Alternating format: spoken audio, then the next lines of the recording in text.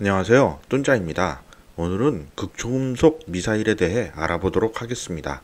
본론에 앞서 오늘은 키워드를 인도네시아, KF-X, 대함 초음속 미사일, 미얀마, 극초음속 미사일로 연결해 보면서 이야기해 보도록 하겠습니다. 아시죠? 스티브 잡스가 했던 대학교 졸업 축사의 점 연결하기를 흉내내 보는 것입니다. 시작에 앞서 구독 꼭 부탁드려 봅니다. 며칠 전 인도네시아는 프랑스 전투기 라팔과 미국의 F-15를 구매한다고 발표했습니다. 거의 10조 원이나 구매한다고 하니 돈 없다는 말은 거짓임이 드러났죠. 어느 정도 뚠자가 예상한 수순대로 흘러가고 있습니다. 우리 KF-X는 팽 당했다며 여기저기서 또 씹고 뜯고 맛보고 즐기고 있습니다. 하지만 냉정히 보아야 합니다.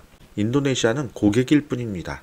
고객이 이 가게 저 가게 다니며 비교하는 거 싫어해서는 장사할 수 없습니다. 남중국해 때문에 자신들 공군 전력 공백이 벌어질까봐 걱정이 많습니다. 실제로 중국은 남중국해 여기저기에 인공시설물을 지어놓으며 본격적인 바다 따먹기 놀이 중입니다. 우리나라만 해도 중국이 카디지를 무단 침범할 때마다 스크램블 하는 것을 생각해야 합니다. 인도네시아로서는 2026년 KF-X 실전 배치 시작을 기다리기엔 아직 확신이 안 서는 부분을 저로서는 이해합니다.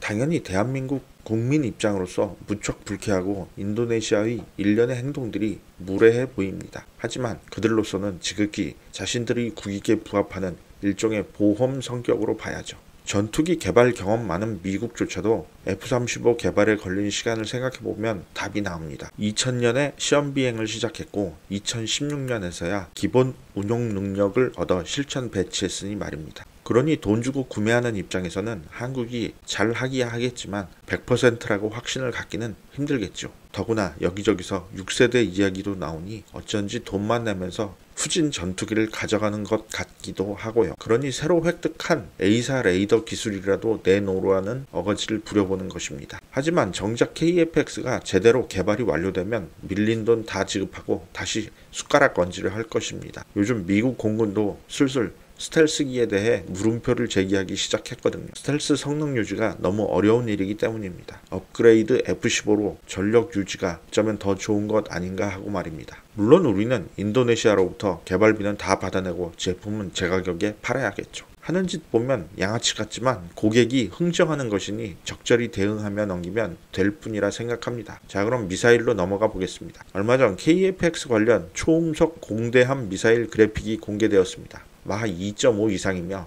사거리는 500km 정도로 추정된다고 합니다. 미사일 이야기가 나오니 자랑스런 우리나라 미사일과 아주 깊은 인연이 있는 미얀마 이야기를 하지 않을 수 없네요. 요즘 쿠데타를 쿠데타라고 말하지 못하게 하는 군부가 쿠데타를 일으킨 곳 바로 그 미얀마 말입니다. 그래도 허울이나마 민주주의로 가닥을 잡은 나라였는데 그곳 군인들은 자신의 국민을 정말 개돼지로 보는 모양입니다. 21세기로 넘어온 지 20년이 지났는데 국민의 결정을 무시하고 총칼로 국민들의 목숨을 위협하니 말입니다. 아무튼 대한민국에서는 1970년 국방과학연구소가 설립되면서 최초의 미사일 프로젝트인 백곰 사업이 시작됩니다. 서양보다 약 30년 정도 뒤처져서 출발했지만 각고의 노력 끝에 1978년 시험 발사에 성공합니다. 우리나라로서는 가슴이 뿌듯해지는 소식이지만 의외로 미국이 발끈하며 못마땅해 합니다. 주한 미국 대사 글라이스틴이 국방과학연구소를 사찰하며 한국의 미사일 역량 수준을 본국에 상세히 전달합니다. 그때부터 미국은 본격적으로 대한민국 무기 개발에 대해 견제하기 시작합니다. 아울러 자주국방을 외치던 박정희 대통령의 사망과 정권을 잡기 위한 대한민국의 극심한 혼란, 그리고 이어진 전두환 군부 정권의 미국 눈치 보기의 합작으로 국방과학연구소는 대폭 축소 운영되고 미사일 개발자들이 갑자기 해고되고 강제로 사라졌습니다. 영원히 미사일 개발을 포기할 줄 알았는데 엉뚱하게도 미얀마에서 사건이 전개되었습니다. 정권을 잡는 데 성공한 전두환 당시 대통령은 거의 모든 내각 구성원들을 대동하고 미얀마를 방문하였는데 그곳에서 북한의 테러가 발생한 것이죠. 부총리를 비롯하여 장차관의 경호원과 기자 등이 현지에서 사망하고 대통령만 모든 일정을 취소하고 부랴부랴 귀국한 사건 말입니다. 열받은 대통령은 북한의 위협이 될 수 있는 미사일 개발 사업을 다시 시작하게 합니다. 그렇게 다시 시작한 미사일 사업이 쭉 이어지면서 오늘날의 현무 1, 2, 3, 4 시리즈가 나오게 됩니다. 물론 미국은 미사일 협정으로 계속 대한민국을 견제하였으나 트럼프와 문재인 두 정상의 협의에 의해 2020년 현무 4 미사일까지 나온 것입니다. 미사일은 음속을 기준으로 분류해보면 아음속, 천음속, 초음속, 극초음속으로 나눌 수 있습니다. 오늘은 마하 5 이상의 극초음속 미사일에 대해 이야기해 보겠습니다. 전 세계 군사 안보 분야에서 요즘 핫 이슈 가운데 하나가 단연 극초음속 미사일입니다. 천조국 미국이 한눈을 판 사이에 러시아와 중국이 극초음속 미사일에서 치고 나가자 후발국 미국이 천문학적인 돈을 쏟아부으며 추격하고 있는 상황입니다. 러시아는 킨잘 순항 미사일, 아방가르드 미사일, 지르콘 미사일 등의 극초음속 미사일을 개발 및 실전 배치하고 있습니다.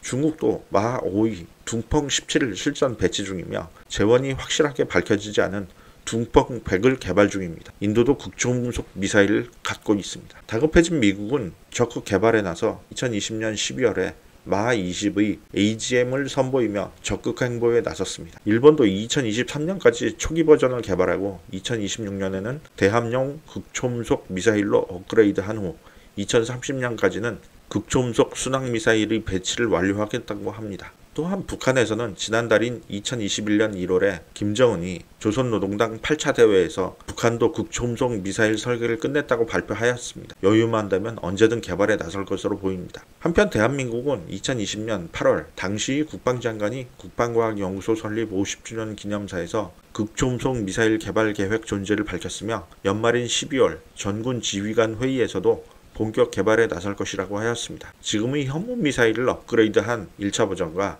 그 이후 극초음속 순항 미사일까지 개발하려는 것으로 예상됩니다. 극초음속 미사일의 장점으로는 명칭에서 알 수 있듯이 어마어마한 스피드에 있습니다. 마하 20인 경우 지구 어느 곳이든 발사 후 10분 이내에 타격이 가능합니다. 그리고 엄청난 그 속도를 막아낼 수단이 현재는 거의 없다는 것입니다. 궁극의 무기인 핵무기를 제외하면 핵추진 잠수함과 더불어 아주 강력한 비대칭 전략 무기인 셈입니다. 이에 따른 단점으로는 너무 빠른 그 속도로 인해 국가 간 전면전의 위험이 무척 높아진다는 것입니다. 방어하는 입장에서는 요격이 어렵기 때문에 극초음속 미사일이 날아온다고 확인되면 무조건 보복 공격, 즉 전면전 외에는 대안이 없기 때문입니다. 공멸로 가는 지름길이 된다는 것이죠.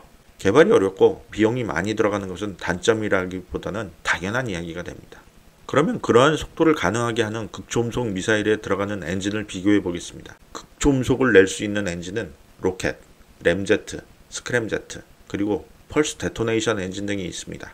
이 중에서 로켓은 미사일로 쓰기엔 너무 비효율적이라 빼고 나머지 엔진들을 한방에 비교해 보겠습니다. 사용되는 엔진별 가능 속도를 나타내는 도표입니다. 램제트는 극초음속에서 상대적으로 저속인 마하 5에서 8, 스크램제트는 상대적 고속인 마하 20 이상도 가능함을 볼 수 있습니다. 또한 미사일이 그리는 궤적에 따른 분류를 한방에 비교하여 보면 극초음속 ICBM, 극초음속 활공체, 극초음속 순항 미사일로 분류됩니다. 보시다시피 극초음속인 ICBM은 대기권 밖으로 올라간 후 지상으로 내리꽂고 있는데 그 속도가 마하 20이죠. 그냥 떨어져도 맞기 어려운데 중간에 궤도까지 변경한다면 당연히 맞기 힘듭니다. 극초음속 활공체는 대기권 근처에서 요리조리 빠르게 날아다니다 목표물 상공에서 내리꽂습니다. 마지막으로 극초음속 순항 미사일은 비교적 저고도인 지상 20에서 30km 높이에서 궤도를 바꾸며 극초음속으로 날아가 목표를 타격합니다. 이처럼 고속 비행이 가능하게 하는 엔진의 구조는 의외로 간단합니다. 전투기 엔진보다 훨씬 간단하죠. 이 역시 한방에 비교해 볼까요? 전투기 엔진에 있는 공기 압축기가 램제트에는 없습니다. 다만 입구 형상을 잘 설계하여 초음속으로 들어오는 공기의 속도를 늦춰 음속 이하로 들어오도록 합니다. 이후 연료와 함께 연소시켜 추진력을 얻습니다. 스크램제트는 초음속으로 들어오는 공기를 속도를 늦추지 않고 그대로 연료와 혼합하여 연소하고 추력을 얻습니다. 그래서 램제트보다 더 속도가 높아지는 것이죠. 펄스 데토네이션 엔진은 그야말로 연료를 태우며 발생하는 충격을 추력으로 이용하는 것입니다. 얼마나 자주 폭발적 충격을 활용하는가 하는 연구들이 많이 이루어지고 있습니다. 1초에 1회, 5회, 10회, 25회 등으로 말입니다. 대한민국은 지휘부에서 결정만 내리면 극초음속 미사일을 충분히 개발 가능하다고 언론에서 이야기하고 있습니다. 지난번 KF-X 본체로는 소닉 붐을 만드는 장면을 보고 싶다고 말씀드렸습니다. 그 KF-X에 장착되는 무기는 우리 손으로 만든 극초음속 공대지, 극초음속 공대함 미사일이었으면 하는 바람입니다. 물론 시간이 좀 걸리는 일이겠죠. 오늘 준비한 영상은 여기까지입니다. 구독 다시 한번 부탁드립니다. 좋은 하루 되십시오. 감사합니다.